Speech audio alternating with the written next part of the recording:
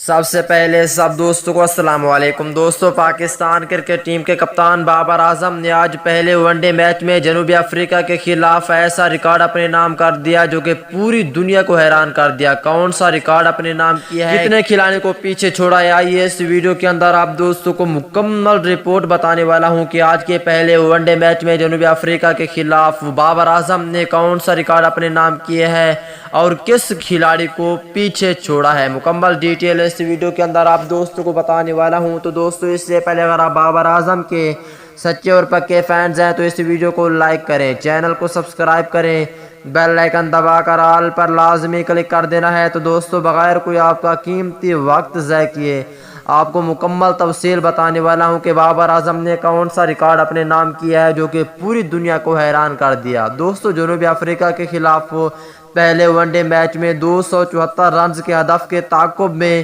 پاکستان نے اپنی اننگز شروع کی تو اوپنر فخر زمان 8 رنز بنا کر تیسرے اوور میں 9 کے مجموعی سکور پر آؤٹ ہوئے۔ کپتان بابر اعظم نے کریز سنبھالی تو امام الحق کے ساتھ مل کر محاط انداز میں سکور آگے بڑھایا۔